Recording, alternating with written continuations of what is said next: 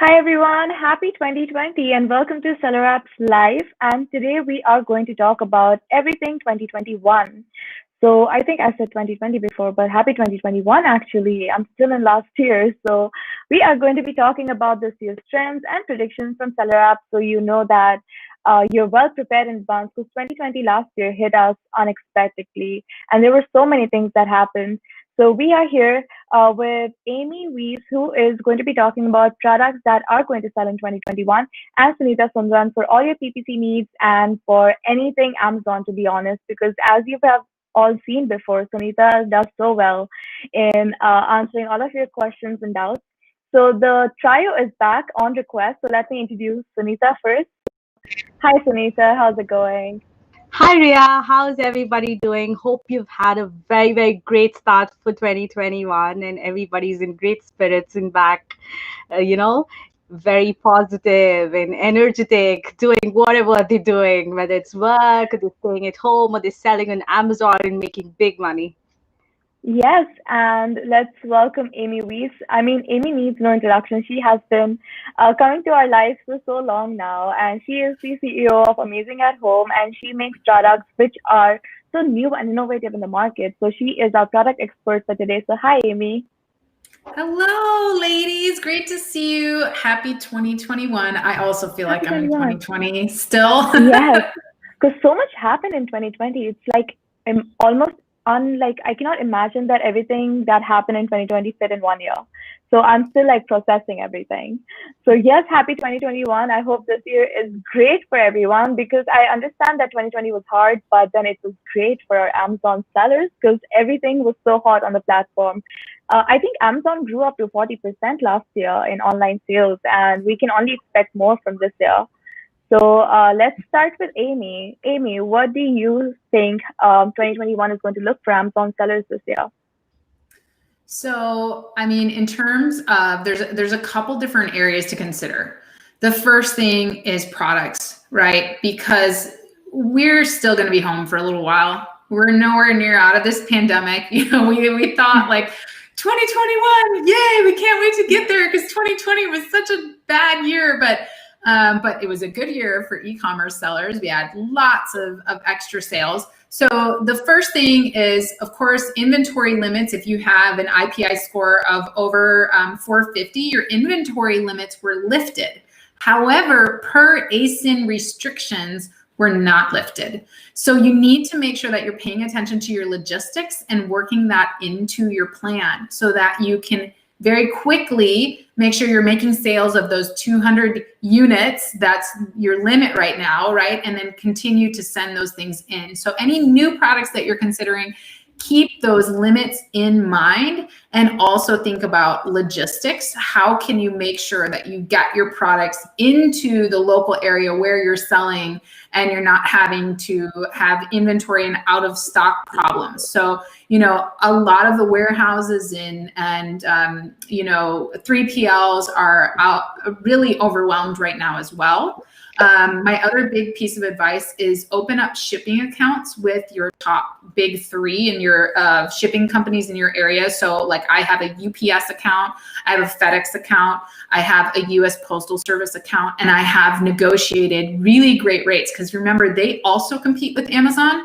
So you can negotiate really great rates for shipping your products. So if you need to kind of work on an FBA and merchant fulfilled strategy, you can do that and you can really keep your products selling through. So that's number one of the stuff you're already selling. Make sure that you kind of have a plan to figure out your logistics for that. And then for your new products, really also kind of continue that plan over.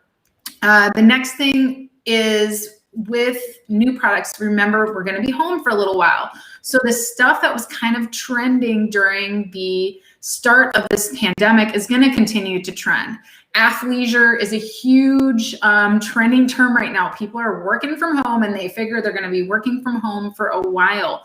So don't only think about athleisure. Don't just think about, okay, I'm going to start selling shirts and comfortable pants. Think about all the accessories that go along with athleisure. What about kids? A lot of kids are homeschooling now. A lot of kids are taking virtual school and they're not going to school in person.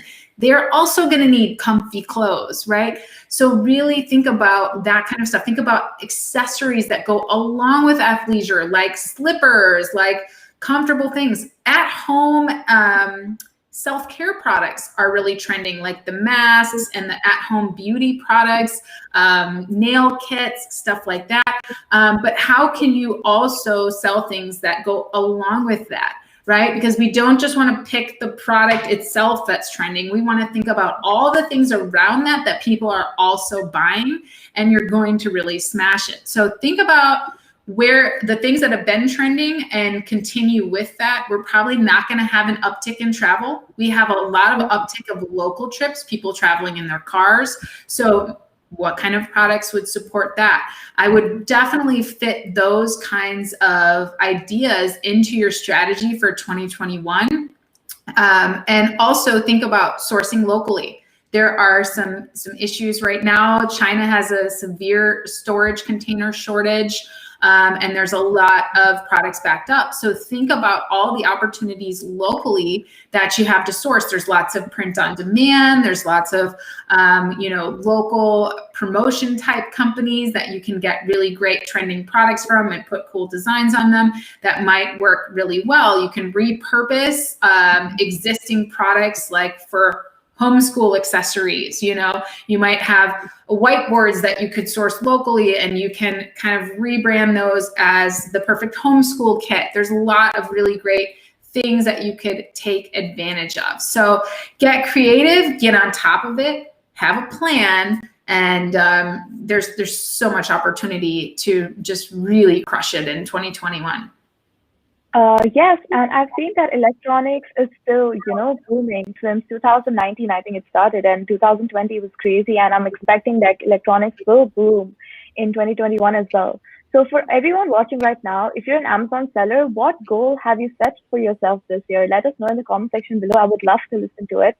And Sunita, coming to you, I was reading an article that said that we can expect a lot from, Amazon PPC this year. So what are your predictions on that? Absolutely. So, like Amy was hinting upon, how we're still going to stay home for like a very long time, or maybe even a short period of time. People are, sort of used to buying things from online platforms, and whether or not the pandemic happened, every day Amazon is growing. Right, more and more people are getting onto the platform. The pandemic gave it a huge raise onto how many people have got on the platform, started buying things, started focusing on personal health care, and taking care of themselves, keeping them away from boredom and playing games, and attending to their kids and making sure that they are not doing things that not just looking at their phones, but instead they're playing with card games or board games or whatsoever. So this trend is slowly coming down. The huge boom that we saw, that's definitely coming down little by little, but you see a lot of products that still are selling extremely well. A lot of new niches are getting picked up because of the trend that's happening right now. And the case of PPC, there is a huge increase in cost per click, which wasn't expected in a year's growth, but the returns were also amazing. And one of the good things that we saw during 2020, during the end of 2020, was more people doing a lot of video advertisements and virtual experiments. So we personally had worked with brands that launched new products with video advertising, and a lot of experimentation with what sort of videos we could target, what sort of what it did convey for the brand, and how exactly did it push the new product, and how it helped in even improving the whole marketing game for the entire brand and the product. So even if you're selling one product, your brand registered, there are multiple ad solutions that Amazon has got out now.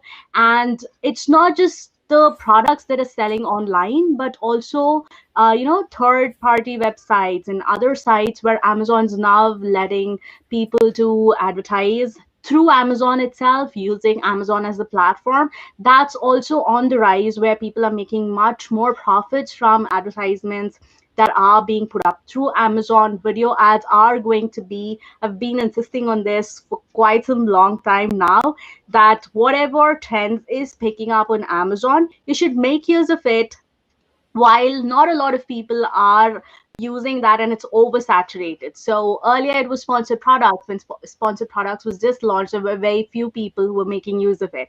But then it's so saturated that the cost per click got high so much. The same thing with sponsored brand ads, that you have to compete even for your own brand name. And that would definitely start picking up in the case of video ads as we go through, as more and more brands get registered. But also, one noteworthy thing is that a lot of small businesses have picked up. So if you are thinking about launching a new brand, or even thinking of putting out a new product, now's the time to do that. A lot of people are still looking at the phones and visiting websites and working from home, where they're trying to look at something else so that they could distract themselves from work for 5 or 10 minutes. So if you are planning all that out, but the key thing for you to successfully sell on Amazon is to have the right keywords. Amazon is quite a hyper competitive market, and there are hundreds of brands that you would have never imagined, that you would have never heard their names outside of Amazon. So as long as you have the right set of keywords, you're doing it right in terms of what are the keywords you're targeting in case of your listing, in case of your PPC, you're bidding right, not just focusing on bringing down your ACOS, but you're setting the right marketing goals, whether it's to increase your product visibility, whether it's to increase the brand's visibility in total, or you are trying to actually make more profits. So you need to set your goals right during this time, especially that the cost per click is increasing for most of the products and niches. So as long as you're doing all of these things right, I think 2021 should also be a very profitable thing for Amazon sellers. Yeah, very well said. And I want to concentrate more on the niches because I was recently reading that, supplements are buzzing.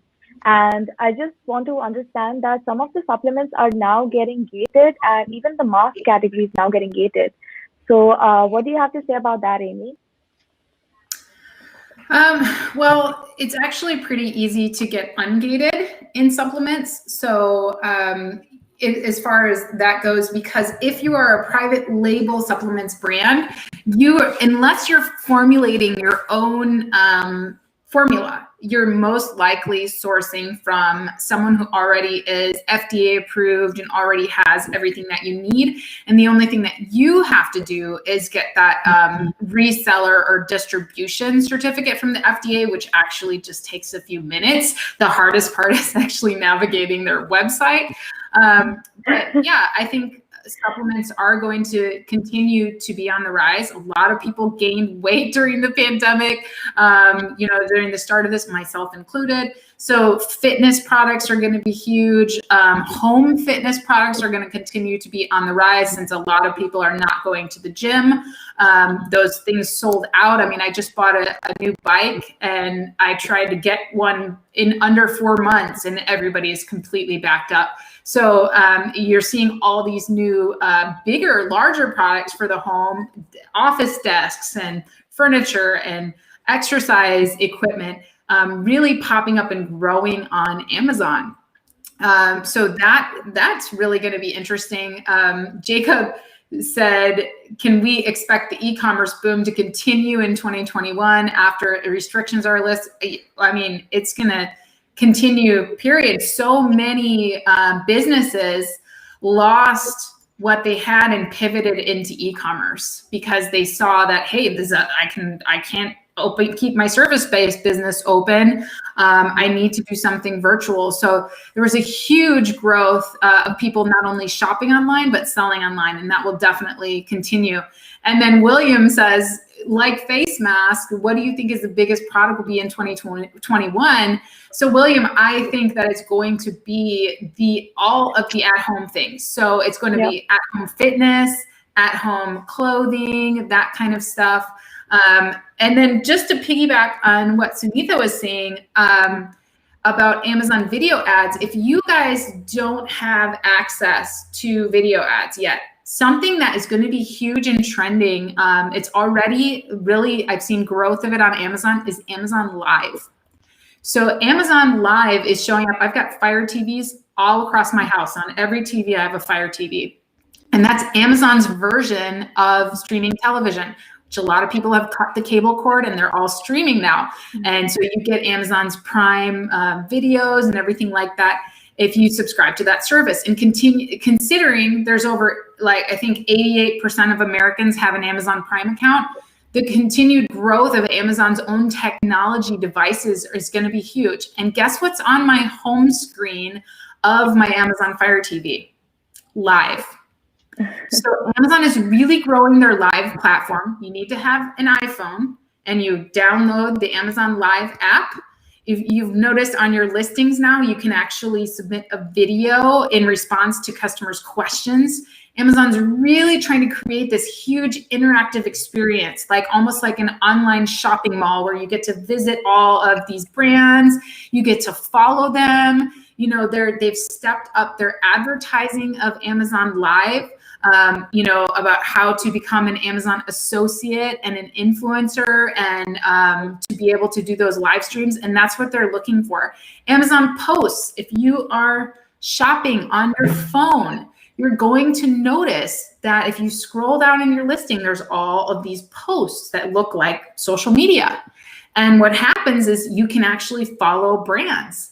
And so make sure that you guys are really, like Sunita said, like whenever there's something new that they're offering you, jump on it, because it's going to be your biggest converter. It's going to be, you'll be an early adopter and you are going to get way more organic rank and conversions from that than anything else you could do. So make sure you're taking advantage, even if you're not a registered brand, get registered, period. Like that, you need to get registered, because that is really, it's going to be difficult for people that are not registered and don't have storefronts and everything. You're going to get pushed down in search if you are part of that interactive experience that Amazon is trying to create.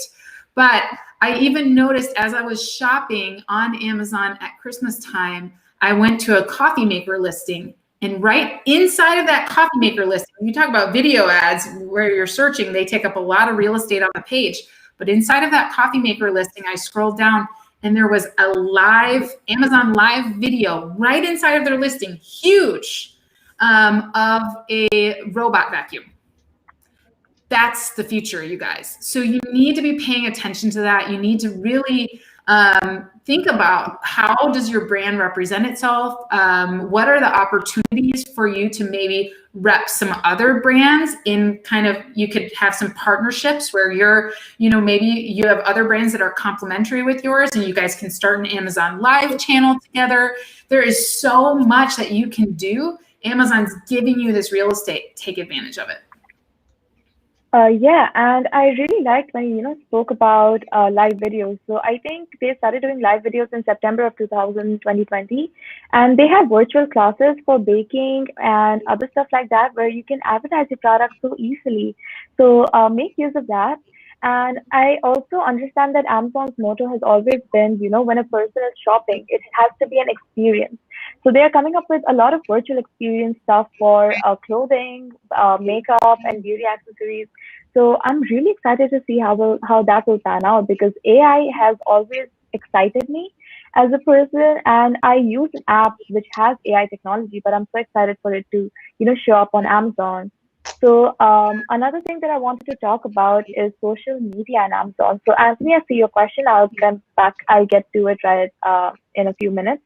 But I was reading this data, and it says that close to 40% of the sales in the United States were made on social media. So now that we have established some ground rules, and if you're really planning to experiment with your business, go to social media. It is so convenient, and the data speaks for itself. So you should definitely pick up on that. What do you think, Sunita, about the social media aspect of it? So if you think about it, e-commerce and social media has been trying to club together. So if you just think of Amazon itself, Amazon launched Amazon Posts, then it came up with video advertisements, and then now we have live streaming that's happening. So in a way, Amazon has been trying to incorporate this social media game onto their platform itself. So which is actually an amazing thing for anybody who's trying to build a brand, like how Amy was talking about how important it is for you to build your presence online. So though there are a lot of people who try to make the quick buck, try to source one product, sell it out, or possibly get another random XYZ brand, sell that. It is always essential for you, if you are trying to play this as a long term game, for you to put up a brand that becomes trustworthy for people. So while I look at most of the brands that are rather new, there are a lot of repeat customers who come to buy products from the brand, even if it is a newly launched brand, just because they love the quality about of the product, or possibly something about the brand is really nice. Be the cost for which they are for, or possibly the products through which they source, or even how they treat their employees and how they source ethically, or anything about it. Right, everybody right now is trying to give back to the environment. So that's something that people have been really negligent about, but that's something that people are really looking at to make an impact in how they could change things that are happening. So social media and Amazon coming together in one way, it helps you to portray your brand not just as another XYZ brand of the market, but to actually make that difference, to actually, bring your product and your brand is something that's extremely different and something that could push for a change. So if you haven't really defined your marketing game, that's something that you should do. So that's something that I always advise most of the sellers that we work together within SellerApp, to showcase your product is something different. So you have a brand, you're just trying to push the best benefits of the product. That's amazing. You're doing great. But something that would add on to the brand itself is to push the key values. There are so many people who even, who have products that have so many unique qualities about the product, whether it's the way the performance is, or even the products, the quality of the products that they're using to build the product itself. It's so good, but they don't bring that about in the listing. So as long as you do this on Amazon, on social media, so all of your videos, all of your posts should actually talk about connecting with the consumer. So it's all about the experience. So that's what we lack while we buy on online. It's different when you try to buy something on the looking at the shelves, and something you're trying to buy on your phone or possibly on the laptop. And just imagine if you could actually give them that experience as to how you actually source your products, how you actually make the products. So that's what social media does for you. It actually connects you to a brand. And now that Amazon is also trying to bring that about in their platform, it's all the way more good. So if you haven't set up, a Facebook, Instagram profile for your brand already, do it right away. Start getting some followers, try to get people to notice your brand, put up feeds, use Amazon's features itself. There are multiple features. Even product bundling is an amazing way as to how they put together multiple products. So within Instagram, you can see you click on an image, you can see all the multiple products that a person is wearing, or something that they're making tea, and you can see all the flavors. You can see all of them together. So product bundles, they're not exactly the same, but they are work in a similar fashion, that they increase the overall purchase value. When somebody is looking at one product, they also look at another product. That's what product bundles does for you, right? So it increases the total value if you are projecting your product outright. So with social media and Amazon, there's huge potential that you can gain from, if you are doing things in a way that could also push in the long term. So something that I would really say is to use every feature that you can, whether it's social media, Amazon, the way you put your video ads, the way you even package your product. All of these have huge influence on how consumers look at your product and what they perceive of your brand and what they perceive of your product. Imagine getting a package that's beautifully boxed instead of something that comes in a wrapping, the white polythene package. There's an instant difference that it makes. So that's exactly the same way how social media and Amazon's new features work for you. They elevate your game as to they make you different from all the 100 brands that are out there. So social media is something that's going to completely merge with e-commerce. I'm sure it's not going to be a very long time that you can actually purchase from Amazon through multiple different social media platforms. Right now they've got their own platforms that they link to their website, not Amazon directly, but I'm sure that's going to merge. It might take some time, but that's definitely happening. Is something that you should look at also while you are setting up your website, while you are incorporating even your social media marketing plan. Yeah, and also to keep in mind how, when you're purchasing a product of social media, the consumer does not get enough time to rethink their decision. So I think if I like a product and I go on Amazon and then, I might get distracted while doing something, or I might see more products and, I rethink my decision of purchasing your product. But when you're shopping via, social media, the chance of that happening decreases so rapidly that, you are going to get a click faster. So I'm seeing a very interesting question right now, and it's come by Ajay. So hi Ajay, how's it going? Is Shopify better if I'm trying to build a brand? How viable is private label on Amazon in 2021? And I was just reading an article today by Forbes that says that Amazon is eliminating or trying to eliminate private label on their platform. So Amy, do you have any comment on this?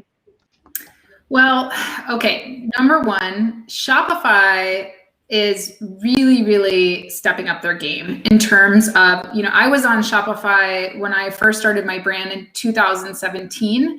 And I actually moved off of Shopify onto WordPress with WooCommerce because I just didn't see the benefits of Shopify. And now I'm moving back. I'm moving back to Shopify. It's fully integrated with Amazon. It's more trustworthy now. There's a ton of advertising plugins so that you can centrally manage your advertising. So if you're wanting to advertise on TikTok, Snapchat, Facebook, we were just talking about how social media is making the bulk of the sales here. 40%, that's a huge number. So Shopify integrates that much, much easier than what I'm dealing with on WordPress with WooCommerce.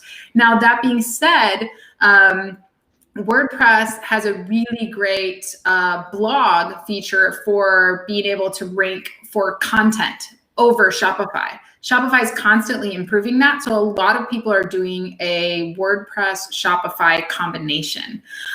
There's actually on WordPress, there's a Shopify plugin where your shop can be Shopify and your blog can be WordPress. So you can think about that. But as far as trying to build a brand, I think Shopify is better now than it ever has been before. It's really great because if you make a sale on Shopify and you're fulfilling through Amazon, it still counts as a sale through Amazon, which will also rank you on Amazon. Recently, I sell my products wholesale to retailers as well as on Amazon. And recently, I had a big deal with a company where I was selling my products wholesale, and they were also publishing my products in some major channels, major PR channels, very highly rated channels, writing articles about my products. They were also offering, so this is key, you guys, they were also offering a discount on my products. So on that day when they did that, in that weekend, I had my biggest Amazon sales day ever. So people were still going to Amazon to buy my products, even though they could get a discount if going through this other channel. They trust Amazon so much. It's such a trusted channel. They were willing to pay $10 more for my product. So AJ, your question, is Shopify better if I'm trying to build a brand? So it's not about, if you're trying to sell your products, yes, Shopify is better than some other platforms. But building a brand is about connecting with your customer. Building a brand is about what products you're offering and how those products connect with your customer. If you're selling products that are the same as everybody else, you're going to have a tough time. You're going to have a tough time because there's no value to the customer. They don't see why they should buy this water bottle from you and not somebody else, right? They don't get it. They're just looking at price. They're looking at reviews. So, and that's not going to change whether you're on Shopify, Amazon, or any other e-commerce platform, because when you're selling certain products, you're competing on price and reviews. So when you're talking about private label, if you're just slapping your label on an existing product, that's not private label. That's called white label. That's putting your logo on a product. As far as private label, you're actually differentiating in a way that you can own that differentiation, that you can protect that differentiation. It doesn't mean you're inventing a new product. Maybe I'm just putting a really cool design on this that appeals to my niche. Maybe I'm in the pet niche. Maybe I'm going to put a really cool psychedelic cat design on this water bottle, and that's what makes it cool for my customer. I can protect that. That's copyrightable. That is design patentable, right? I can protect that. I can be the only one selling that. And that's what makes me private label. And can I build a private label brand on Amazon? Yes, not only on Amazon, but also off of Amazon as well. It's all about, do you have something that not everybody else has? So you really need to be thinking, even if you're selling very simple, like, hey, office products, office electronics are really, really popular right now. But guess what? People have opinions. They like to decorate their offices. So can you sell this commodity keyboard? Yes. But if you sell it with a cool design on it, or you sell it with a cover that's really unique, or maybe you're selling stickers for laptops or something like that, as long as you can make it differentiated in a way that matters to the customer, you can build a private label brand anywhere you want. When I'm out of stock on Amazon, people go to my website and buy it because they can't get my products anywhere else, and they like them and they solve a problem for them. So, that's the key right there, is absolutely. Everything has not been made yet. I hear that all the time, like, oh, Amazon is so saturated, everything has already been done. It's not really doable anymore. That's so not true. There's so much left to do. You just have to know your customer. So really understand your customer, study your niche. Don't use product research software and look at the same search filters as everyone else. You can do that. And maybe you come up with, like I said earlier, okay, athleisure, there's this really great opportunity in athleisure, but what are customers looking for, and how can you give them a specific niche of customers that are looking for athleisure? How can you be the big fish in the small pond, making all of those sales, right? That's really what private label is all about. It's not anymore. I mean, it used to be. You used to be able to source a commodity product and slap a label on it, and you could sell anything on Amazon. And it's just not the case anymore. So I want you guys to really think about your customer, really think about your niche, study the market, and use multiple data points so that you can launch your products with confidence and build your brand with a community of people that are going to be raving fans. Yes, and that was very well said. Especially the niche that you mentioned, the cat niche. I mean, I see the cat lady frame right there, the picture frame, and as a fellow cat lady, just made me so happy. So yes, taking the next question, and this is by 8Lucky8. Hello, folks. Do you know a place where I can find pre-vetted products? Many thanks. So, Amy, do you have any idea about this? So I would always tell you to do your market research, right? Because the thing is, anywhere you go, you can look and watch all these YouTube videos. You can read the blog post about what's trending, but you have to remember, tons of other people are also finding those same products, right? So it's not really pre-vetted if everyone knows about it. So the best way to pre-vet a product is to actually see what's trending, look at what's good for your niche and your market, and then figure out how can you differentiate in a way that matters to the customer. So dig deeper in your market research and really look at, okay, well, what do the cat ladies care about? What are they looking for their kitchen? What are they looking for taking care of their fur babies? Know that and connect with them, and you can really sell anything. But in terms of finding, there's a lot of programs out there that, claim to give you a product.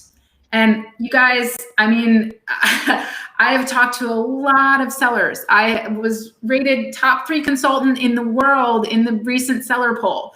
I can tell you there is no program out there that's going to give you a product that is ready to go, that's going to sell. If that were the case, we'd all be millionaires. That's not how it works. And people that have gone through these programs and have come to me after they have lost thousands of dollars in not only advertising, but their product's not selling. Why? They're competing on price and reviews. So anytime you're sourcing a product where your factory can come in and source the same thing and compete against you, Amazon can source the same thing and compete against you.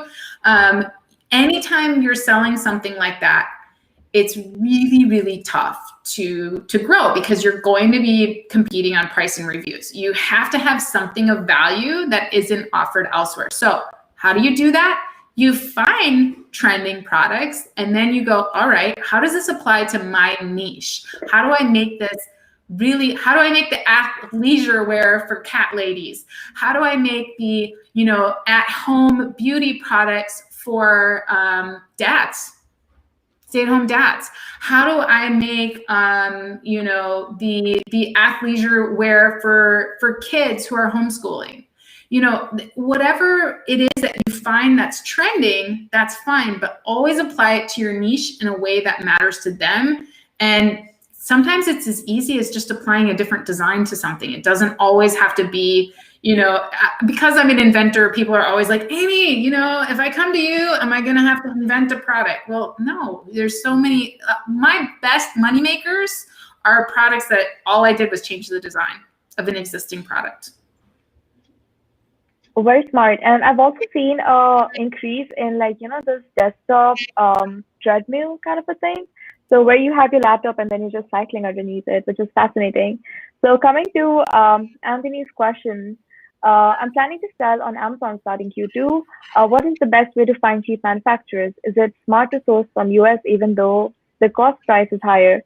So to begin with, whoever's watching right now and they have sourced or sourcing right now, how is that going? I just want to understand, if you're on time and if you're running behind schedule because of the stuff that's happening due to COVID, and how are you getting your product quality checked? Because we're having a session with Mofli soon, so I just want to get you all prepared for that session because we're having product checkups coming. So Sunita, why don't you take up this question? How do you find cheap manufacturers? Because Amy has already covered the second part of it, that you should be sourcing from US even though the price is a little bit higher. So yes, Sunita, the floor is yours. Right. So first of all, congratulations to Anthony for even thinking about starting to sell on Amazon, and he's determined to make a change in Q2, which is amazing. The best way to actually find the best manufacturer is to talk to a lot of manufacturers first. Most of the people go with talking to 1 or 2 people and they just decide on buying. But instead, what I would say is for you to look at multiple platforms, if that may be platforms, or if you're talking to different factories or different suppliers, get quotations from multiple people so that you could look at yourself as to what is the best way for you to source. So it's definitely not that hard for you to get multiple people to look at. It's not, if you're sourcing locally, then you have to get a list of directories where you can get the manufacturers who are producing that product. If you're trying to actually source it from China or any other place in the world, I've seen a lot of brands that not only source from China, but a lot of different places in the world. So if you're doing so, then I would say not just look at one manufacturer from the place that you're sourcing from, but instead talk to a lot of different suppliers, find out what is that the difference in cost that they have, and also what is the difference. Everything comes with a cost, right?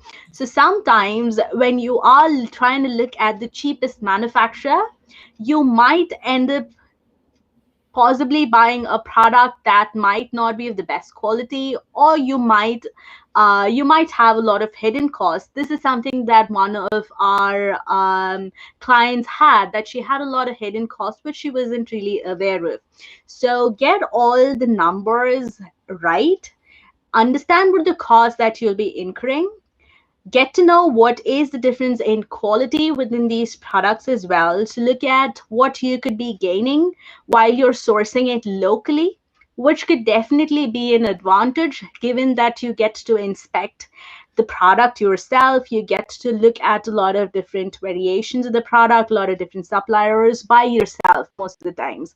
That's what most of the people who are trying to get big brands running, or people who are trying to source for the first time and they are yet to find a big time manufacturer whom they believe in terms of the quality or even the relationship with the manufacturer, right?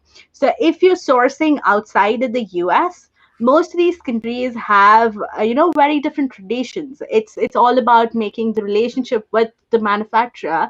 If you are sourcing from China, and he will definitely negotiate a better deal for you if you are able to build that sort of a relationship with the manufacturer or the supplier or the factory or even a third party inspector. They definitely bargain with a much cheaper price than originally they had given you. So understand what is it that works for their place. So that could also fall into the cheap manufacturer, but rather it could reduce your price much more. So that's something that you should look at in terms of understanding what could actually work for you in terms of the quality, in terms of getting the right manufacturer. Because this is not going to be something that you might, stop and you could refresh with a new product, because whatever reviews are coming in from the products are going to be there for some time. So give some importance along with getting the right manufacturer into also getting the right product of the right quality while you're getting at the right manufacturer. So deciding whether you go on to a local manufacturer or get it overseas is always a matter of how your numbers work for you. So you got to calculate this much before ahead, before you actually go ahead and give the go for the manufacturer to start producing the products, and then realize you just have $2 of profit margins from every unit. You're left with no money. So that's also something which you should consider while you're sourcing also. And along with considering your costs, with the manufacturing costs, you also got to think about what could it cost while you start to run the PPC advertisements. Or let's say you have one-time fees of possibly getting picture shot. All of these things are something that most people tend to forget during this manufacturing phase. Though the question was just about manufacturers, I wanted to highlight this because most people tend to forget this. But Yes. Yeah, I would love to just echo everything that Sunitha said. But also, so I have a China sourcing trip. I go to China twice a year for the Canton Fair. Obviously not right now due to the pandemic, but I do negotiation sessions with my clients' suppliers. So I'm really good at sourcing from China, and Sunitha is correct. It is all about relationships. But something else, and all about knowing what your target price is and what's going to make you money. An easy way for you to calculate that, a really good margin is, or a really good multiplier is this minimum 7x. I look for a minimum 7x. That's the gold standard in retail. And that's going to give you enough space to scale and also advertise. So what does that mean? That means if I source it for $1, I can sell it for $7. You never want to source it for okay, well, I know I can sell this product for $7, but I paid too much to the manufacturer. So now I'm going to try and sell it for $20. That's not going to work. Even if you have a unique product, there's still a market price. There's still reasonable alternatives on the market, and customers have to feel they're getting the value for the product that the benefit that product receives. So something else that Sunita didn't mention, but I'm sure she would have, is that when you go to talk to manufacturers, the number one thing is that number one, don't have a pen pal relationship. Don't just sit on Alibaba and chat back and forth. Set up a meeting, know what your target prices are, know all of that. But the bottom line is you need to know how your product is manufactured. You don't want to come to a manufacturer and basically be an Amazon seller. You have to think how many new sellers fail and how many sellers are really, going out there paying way too much for those products, driving the prices up because they're just going on Alibaba and accepting that price that's on Alibaba. The price that's on Alibaba is never the price. It's never the price. So what you need to do is learn the manufacturing process for your product. If I'm sourcing this, I need to know, how is this made? What's it made out of? What kind of materials is it made out of? You can do all of the research for that ahead of time so that you can have informed conversations with your manufacturers. In our course, we actually teach you what questions to ask, how to study your manufacturing process. And a lot of people, when they come from other where they're just going on Alibaba and finding a product and not talking, and like Sunita said, developing a relationship with their manufacturer, they get different prices. They get higher prices and they end up paying that. And when you have competitors that know what they're doing and are sourcing at much better margins, they're going to be able to crush you in advertising because they have the margin to scale very quickly and flip that inventory, turn that inventory very quickly.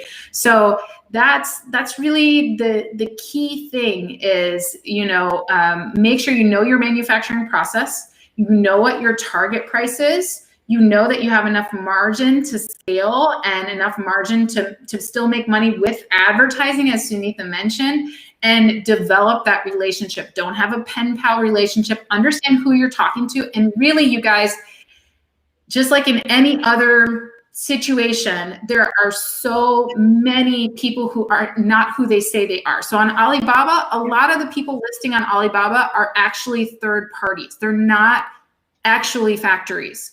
So it might be a 10-year gold supplier, and you might see that they've got 5 diamonds and everything's good. Well, I go to China a lot. I know a guy who actually sits in his apartment and he's a 10-year gold supplier, and he just sources phone accessories from different factories.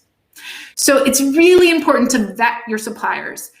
Ask for their business license. Make sure that you know who you're talking to. Do a factory audit. You can order a factory audit from your inspection company, as Sunita mentioned. Get your products inspected, but you can order a factory audit, and it will break down who works there, what their positions are, all of that for you. So it's really important, especially if you're building a private label brand. If you're just stocking commodity products, okay, you're taking a risk there anyway. But if you're building a private label brand and you're differentiating a product, you need to make sure that you set up a solid foundation that you can build on so that you have a relationship with your manufacturer, you have the margins that are going to help you scale and build your business, and you have products that are actually not the cheapest from the manufacturer, but quality and also at the right margins.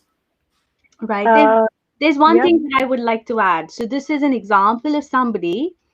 So she sells sports accessories, a very nice brand, well packaged, everything is right. She did her audits right, but her margins are rather slim. So I advised her to look at her product and figure out what she could do better. She had an amazing packaging. She didn't want to, lose the packaging. It is an amazing product. Why would somebody step down from what they have, an amazing product? But what we were able to do, because she knew her product, was to change the packaging so that she could reduce the weight of the packaging. And that gave her $3 that she could, profit from each product. When you're selling a product that's costing around $15 that's listed on Amazon, making $3 of profit from each unit is a huge thing, right? So when you are selling close to 100 units, every day. That's huge money that you are making as profit as a difference every day. So know your product while you're sourcing itself. So what could you actually change within the product that you could make better margins? So which is also one of the best things for you to do while you are in this sourcing time, that you order multiple units. You look at the product itself, understand how it works. How could you actually make more money out of it? That's always the end game, right? For you to make more money.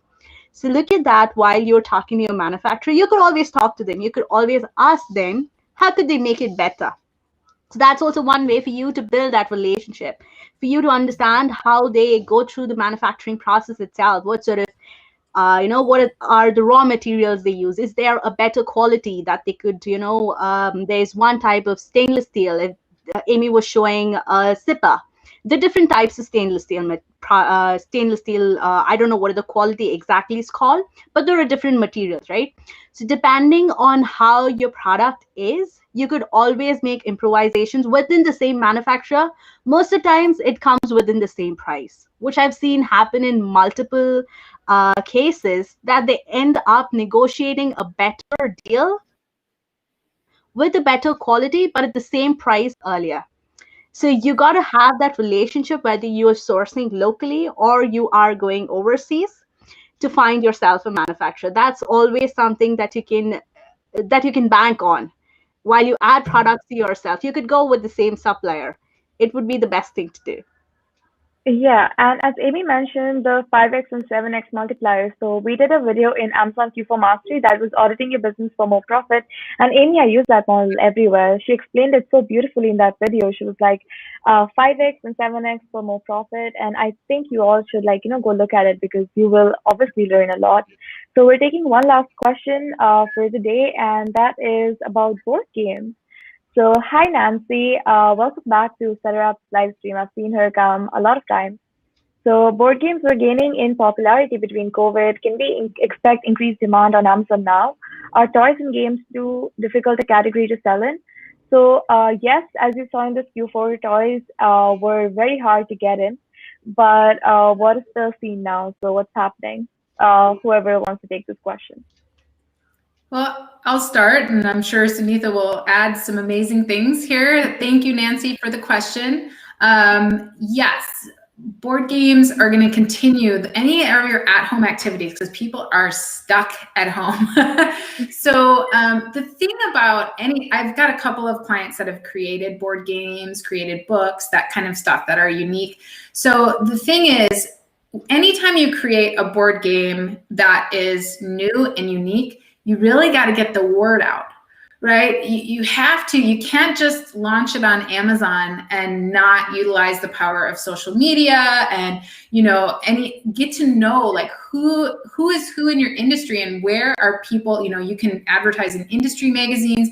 There's a lot of really great things that you can do, but the bottom line is if you're going to create a new and different game that no one's ever heard of before, it's going to be really hard to compete with big brands that have really huge advertising budgets and really well-known, presence across retail.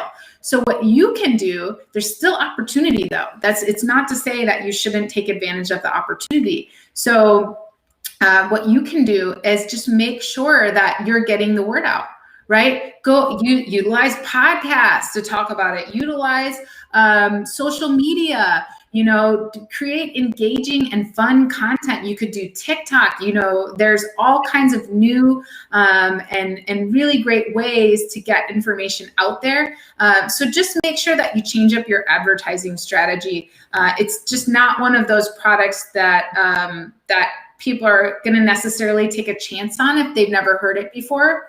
Right? Or heard of it before. So it's really, really important to make sure that your photos and everything are really explain kind of what the purpose of the game is. And, your unboxing experience is really good. And then also that you're putting together a marketing strategy off of Amazon to sell that product. And then when it's offered on Amazon, as I said earlier, Amazon's such a powerful channel that you're bound to get repeat sales. Yep, and I think there's a question for you, Amy. That says, the lady with the amazing logo. Are you an Amazon consultant? Her name is Amy Reeves. And Amy, do you have anything to say about that before we end our session? Yes, you guys can reach me at amazingathome.com. Yes, I'm an Amazon consultant. I am a course creator for my courses. I also have a podcast called the Seller Roundtable with my podcast partner, Andy Arnott. So you can reach me anytime at amazingathome.com. And we are proud to be rated. Our course was rated the top 3 in the world in the recent seller poll. Our podcast was rated 4th. Me as a consultant, I was rated 3rd. And my Facebook group, Amazing at Home, was also rated 2nd. So, we have an incredible community of really supportive. We don't allow mean people. So, no mean people will kick you out. But anyway, thanks so much for your question, Lucky. And thanks, SellerApp, for letting me be here today. I've been with SellerApp from the very beginning. They have some of my favorite tools. I also write listings and do copywriting, and you guys are amazing with your keyword tools and just with your content. So thanks for always including me. Yeah, it's lovely having you all the time. And yes, SellerApp is going to come out with more features in 2021. Keep an eye out for that because we're just starting out, and our goal has always been to help Amazon sellers and do more lives like this. So if you have any more questions, leave them in the comment section below, and we will try our best to answer them. And to answer your comments, Mr. Raman, we get a lot of comments every day, and it's really hard for us to get your query answered. But if you have any more doubts, you can definitely send us an email at support@sellerapp.com, and we'll get back to your query. So yes, thank you so much for everyone watching, and cheers to you, Lucky 8, and have a great year, everyone. Kudos. Bye-bye. Bye-bye. Have a great